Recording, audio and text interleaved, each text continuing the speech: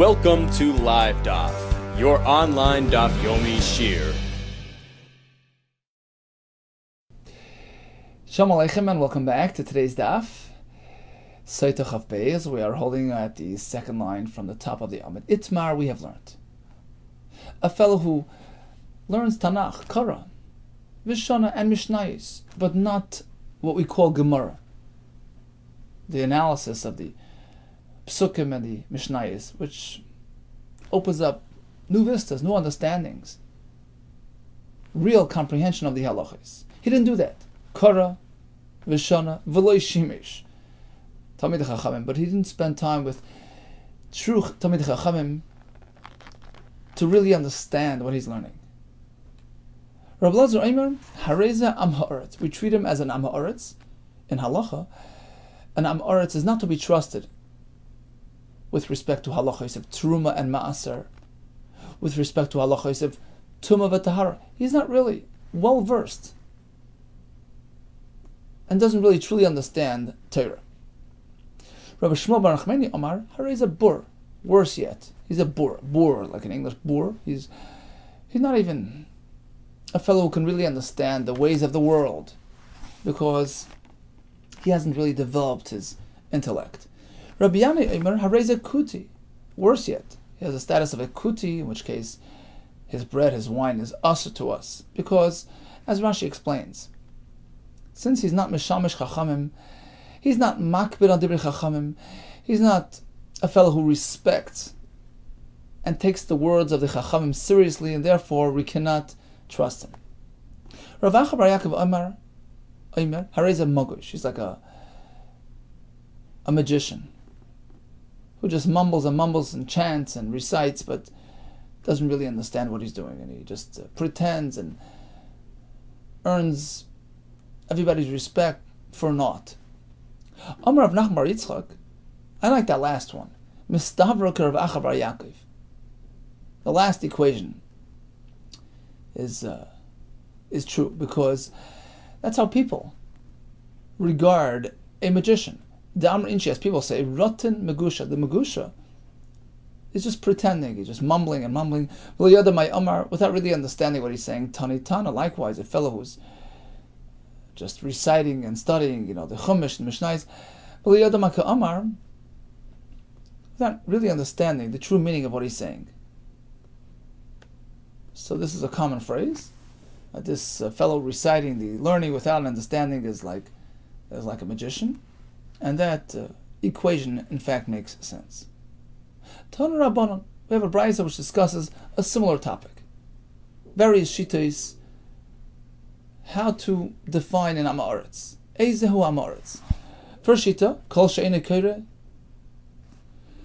Kriya Shema Shachris v'Arvis b'bircha Yisea. Divrei Rabbi Meir. Meir says Am Ha'aretz is a fellow who doesn't even bother reading Krishma with the brachos.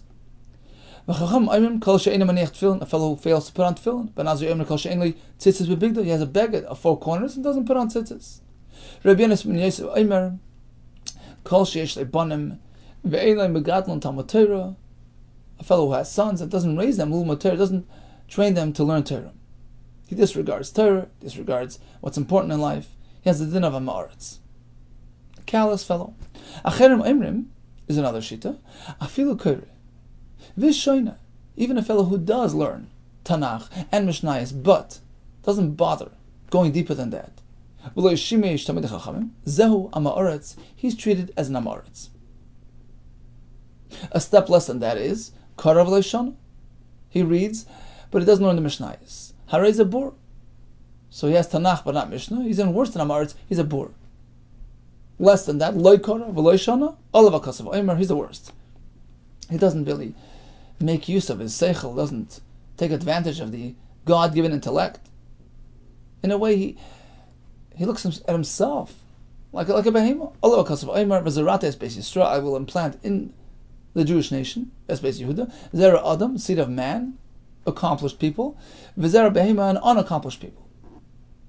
There's a pasuk in Mishlei, Yira es Hashem b'ni v'melech, my son, have fear of Hashem. Im shoinim altis arav. Don't get involved with shoinim. Who are these shoinim to keep away from? Amar Yitzchak, elu sheshainim halachos. Those who just, read the halachos, they learn superficially. The Mishnah, the halacha, but they don't really understand what they're saying. They don't have shimush tamid chachamim to truly comprehend the depths and the true meaning of the halachos. So that's Rabbi Yitzchak's chiddush. Im shoinim al tisarev, these fellows keep away from. Pshita, of course, that's what the pasuk means. Perhaps the pasuk doesn't mean that. Shoinim bechet, keep away from those who are repetitive offenders. As Rav Huna tells us, when a person repeats an avera, it's as though, it creates a license for himself. A green light, it becomes habitual. Perhaps that's what the pasuk is warning against. Everybody somewhere, sometime does stumble. That's not the issue. Shoinin, those who make it a habit, a way of life, keep away from them, lest you be influenced by them. But to go this far and say, well, shoinin means even those who learn, Torah on a too basic level, that's something dangerous for you?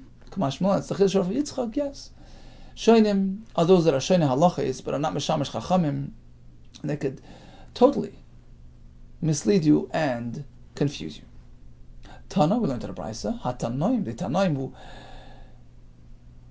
are experts in the Mishnayos, Mevali Olam, they ruin the world. What do you mean they ruin the world? Mevali Olam Sakadaitach, how can you say that? We're speaking about those who are experts in Mishnayos, and they conclude and they paskin the halachos based on the Mishnayos, without getting a true, complete understanding of the subject matter. Tani Nami Hachi, we have the same in a Brisa. Why are you saying they destroy the world? It's the opposite. A person who learns Torah, learns Mishnayos, they establish the world. The world exists based on their merits. The whole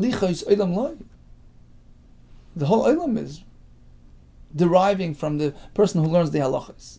Ella, just the concern is, learning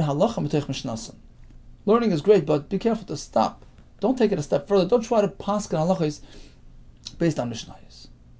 For that you need a true, deeper understanding, which is derived from immersing and analyzing and what we call the Gemara.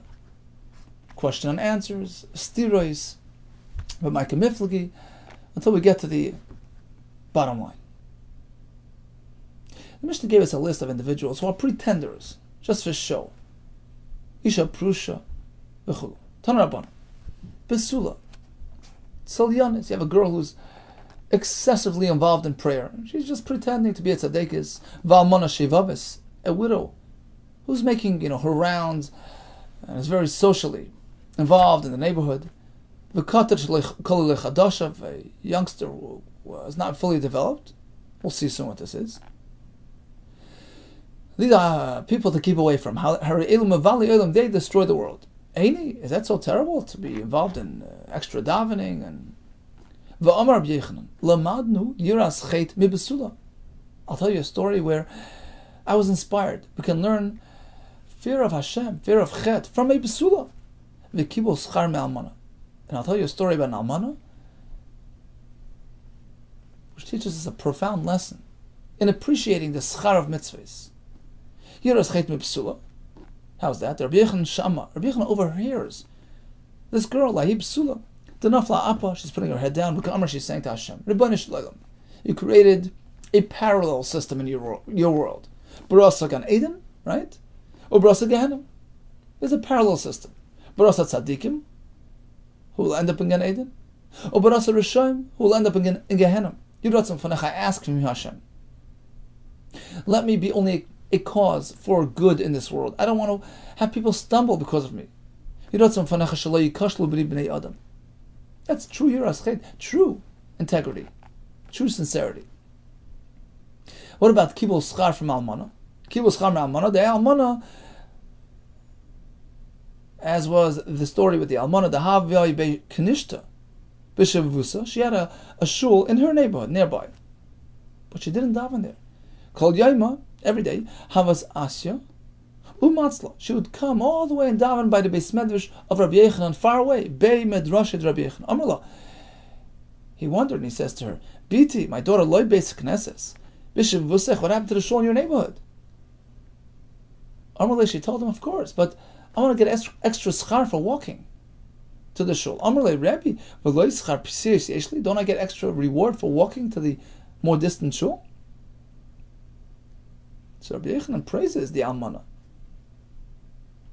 And there we say that, the almana who makes her rounds and makes herself visible is a problem. Says the more depends on sincerity. This Isha was really sincere, and likewise this Besula who davened to Hashem with her whole heart, Hashem, protect others from sinning because of me. That's a true sincere tefillah. We're speaking about pretenders, fakers. Kika Amar, when the Brisa negated these individuals, it was Kigai, for instance, Yochni, that was her name, Bas Retivi. And Rashi relates to us the whole story behind this lady. It's in the first white line. Kigoin Yochni Bas Retivi. She was an almana, and she was actually a sorcerer, a machshefa hoisa. Ukshmagia is leidas isha.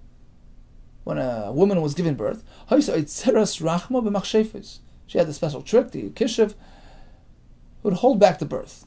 After the woman went through a very excruciating, painful experience, she would offer her assistance. Should I go help you out? Maybe I'll daven to Hashem ulai to shama tefilasi. And of course she goes home and she undoes what she did, and there goes the baby. And everybody gave her credit for the, bringing about salvation, not knowing that she was the one who caused the problem to begin with. How was she discovered? It so happens that one time she had a worker at home. And the Isha Yochni went to the Yeledis to go play her trick. And she left the Kishaf at home. And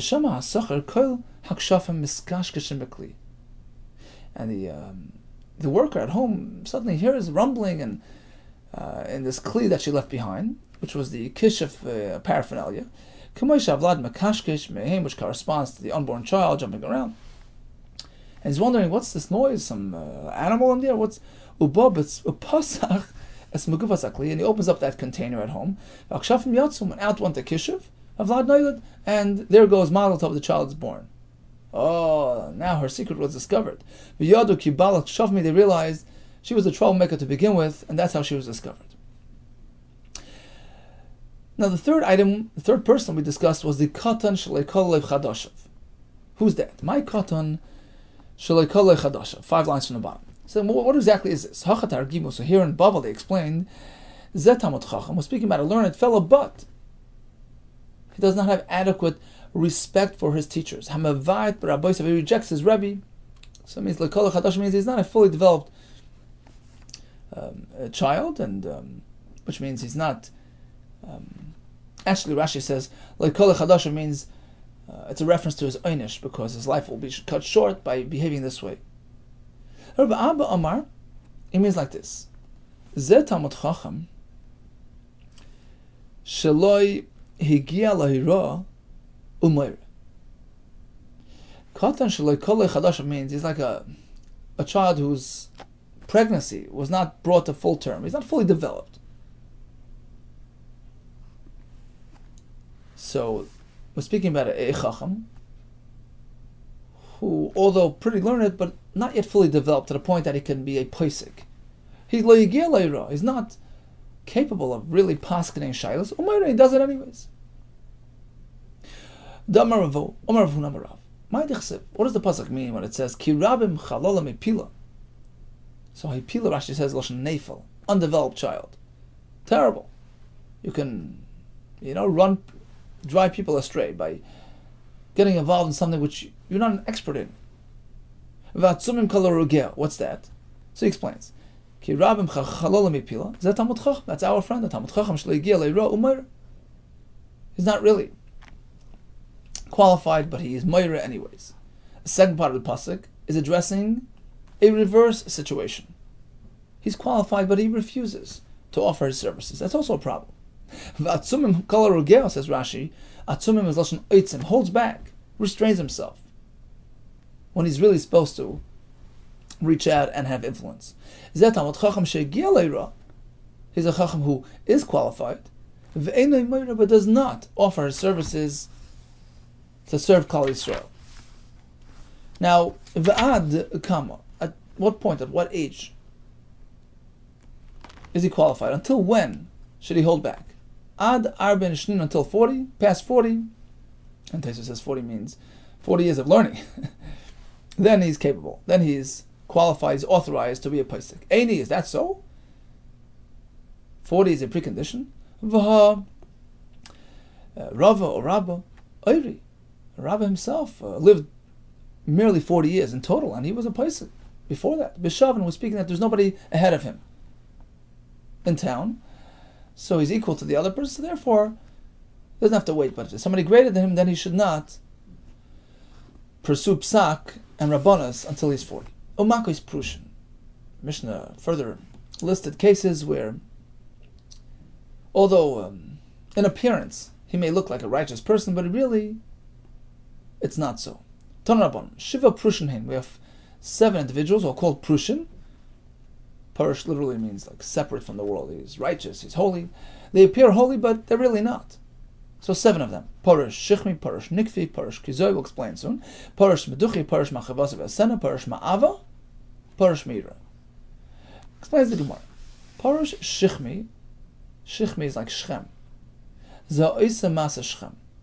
Like in Shchem, they circumcise themselves in order to benefit from associating with the Bnei Yaakov, marrying in. So it was totally a total diversion. It was a total pretend, right?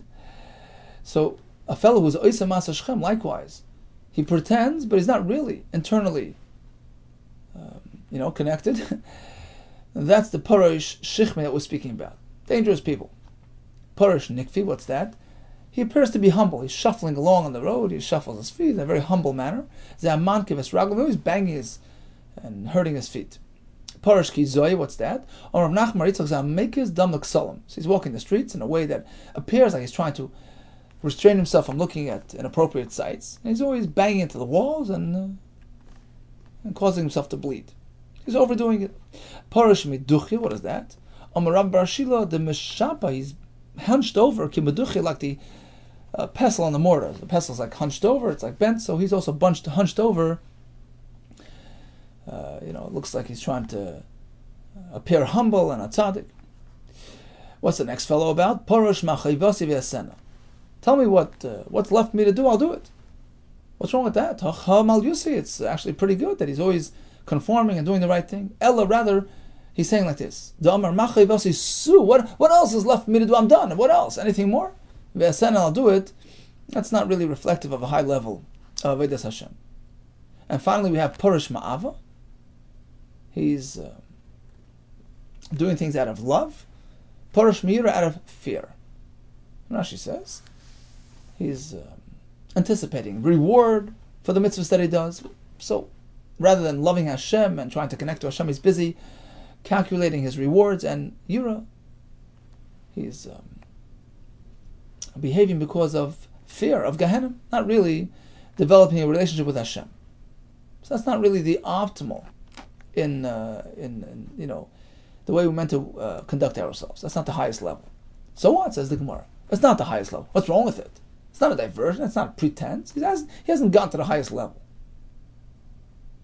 Right? So therefore, says the Gemara, Amru le'abai v'rava l'tana. So Abai v'rava disagree with the Chacham who presented this brisa. Don't include these. Delete. Leitisni Parush Ma'ava, Parush Meira. Take out the last 2. Because although he's not on the highest level of Avodas Hashem, his heart not bubbling with absolute passion for Hashem, but it's still a way to go.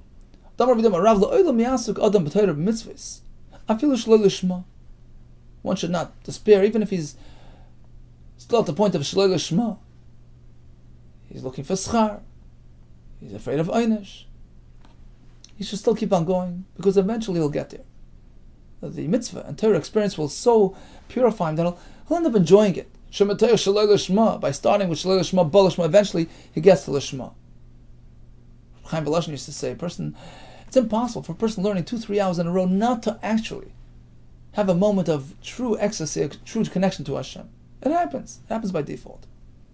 Therefore, take out these 2 individuals. Now, Tosfos and Tosfos Shans point out there are different levels It's not one size fits all. The Shan says there are 4 levels of this type of thing. We have, true love of Hashem, that's the highest. Then we have, he has himself in mind. He's looking for the schar. It's not to develop that connection. He doesn't have the appreciation that the real schar. We're not speaking about doing, for nothing. Of course, Ava is the biggest pleasure, the biggest schar, but it reflects a true understanding, a true appreciation of what the Torah mitzvahs are. It's the ecstasy and the tremendous warmth and sweetness of closeness to Hashem. That's the highest level. A bit lower than that is, okay, I'm not truly appreciating or understanding, but I know this gets me schar. But he expects all kinds of rewards in this world and next world, and even if he doesn't see the success, he's not going to turn back and reject it. That's also okay. As opposed to a person who sort of diverts the Torah mitzvahs. Teza says, he's going to use it to debate people, use it to create an agenda. He's going to learn and ignore his learning and behave inappropriately. It just makes him feel good. That's a diversion. That's misusing and abusing the Torah. That's the worst. So we're not speaking about that type of person. We're speaking about more neutral. Doesn't have the highest level, but it's getting there. It's heading there. That's okay. That's recommended. That's what we all do all the time. Amar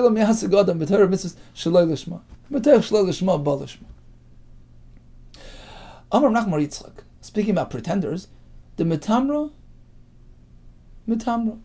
things which are hidden from people are hidden, remain hidden. People, don't know what's going on in the next person's heart. With the megalia, things which are revealed, exposed, megalia, that we see.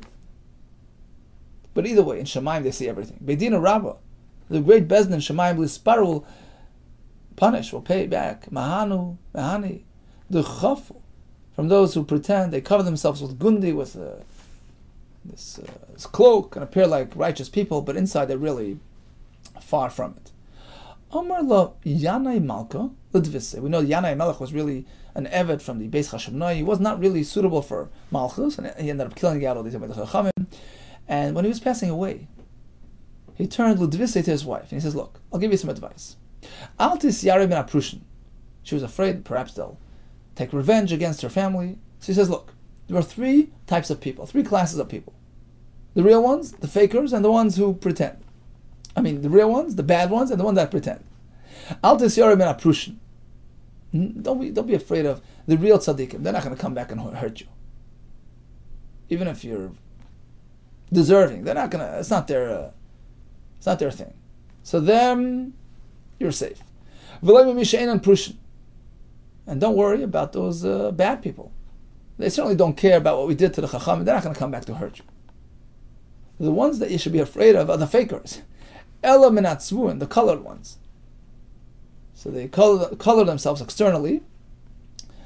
They're the dangerous ones. Shadayim and the Prushin, they appear like tzaddikim. Shemasein k'masei Zimri.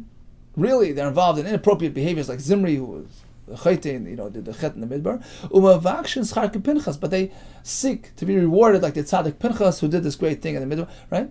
Who was Moshe Nefesh for Yiddishkeit. Those are dangerous people. Because on the one hand, you think you're safe because they're tzaddikim, they're not going to do anything to you, but really, they're no good people inside, and those are the people to keep a distance from. Okay, so we have a whole sugi about how a person should learn, how a person should daven, with integrity, with emeskite. Be careful to be consistent, to be sincere, to be an ish emes. And even if we start on a lower level, eventually we'll get to the highest level. Says the Mishnah of Shimon Omer, Ein schus toile b'mayim amarim. So yesterday we learned that an isha who's lucky, he has chusim, she can be protected, so the mayim will delay their effect on her. No, he disagrees with the concept, because it negates the whole idea behind drinking. If you'll tell me that schus does protect, you're weakening the effect. You're negating the deterrent effect of the water. It defeats the purpose. Because anybody that drinks will say, look, I'm a tzaddikus, I daven a lot, I do mitzvahs, I do tip. I'll be protected. It's taking away the whole point, the whole effect. Number one. Number two, umoitzi ata shem ra. You're spreading a bad name. You're creating a bad reputation. Ala ta'ura sheshaso. Let's say an isha was really innocent and she drank and she came out safe. People will say, Sha'imers, they're really guilty. Al shatos lan schus, they were protected by schus. So either way, you're defeating the purpose, and I disagree with the idea of schus being toilet. Rabbi Yehuda schus toilet b'mayim morim. I hold that schus can protect, but listen to this. Ve'eno yeledus. In contrast to an isha who is really innocent, so after drinking she will give birth, she'll be healthy. Here it doesn't work like that. She no longer gives birth. Ve'ena mashpachas, and her health does not improve. Quite the contrary. El misnabna ve'lecha, she steadily weakens and deteriorates. L'soif himesa b'isa, ultimately she dies the same way, in the same fashion that a SOTAH would die, by exploding, etc. So basically this is like sort of a compromise. We can start seeing that, that it affects her, and there's no room for mistake, that in fact she's guilty, and eventually she does die that way, but Hashem gives her extra time, perhaps to do tshuva, and prolongs it, delays it, because of her schus. Okay, we'll stop right here. We'll continue the new topic, B'ezras Hashem, in the next shir. All the best to you, and Hatzlacha Rabba, B'siras Tevis.